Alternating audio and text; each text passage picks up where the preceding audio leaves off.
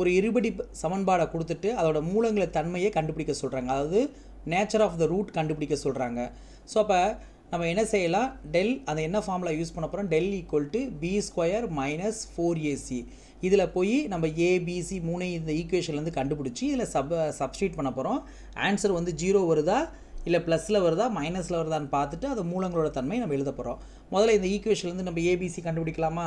அப்போ 2x² minus x minus 1 equal 0. இதுலேருந்து எப்படி ஏபிசி கண்டுபிடிக்கிறதுனா ஒரு general format ax² plus bx plus c equal to 0. இதை கம்பேர் பண்ண போகிறோம். x² பக்கத்தில் இருக்கிறது என்னது a. அப்போ இங்கே என்ன இருக்குது, x² பக்கத்தில் 2 இருக்குது. அப்போ a ஈக்குவல் டு என்னது 2. அடுத்து x பக்கத்தில் இருக்கிறது தான் என்னது b. அப்போ இங்கே x பக்கத்தில் என்ன இருக்குது -1. அப்போ b ஈக்குவல் டு என்னது -1. தனியாக இருக்கிறதுக்கு பேர் c. அப்போ c-யோட வேல்யூ என்னது, c ஈக்குவல் டு -1. இப்போ இந்த ஃபார்முலாவில் சப்ஸ்டியூட் பண்ணலாமா? b², அதாவது டெல்லோட ஃபார்முலா என்னது, del equal to b² minus 4ac இதானே. இப்போ இதில் சப்ஸ்டியூட் பண்ண போகிறோம். நம்ம b-யோட வேல்யூ என்னது -1. அப்போ -1 ஹோல் ஸ்கொயர் மைனஸ் 4. a-யோட வேல்யூ என்னது 2. c-யோட வேல்யூ -1. இப்போ என்னது -1 ஸ்கொயர் பண்ணால் +1.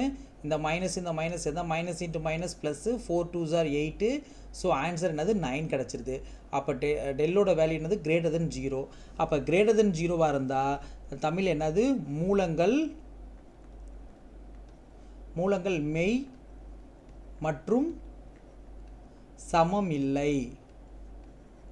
இங்கிலீஷில் எப்படி எழுத போகிறோம், the roots are real and unequal. அவ்வளோதான், முடிஞ்சு போச்சு. ஸோ இவ்வளோதாங்க ஆன்சர். தேங்க்யூ.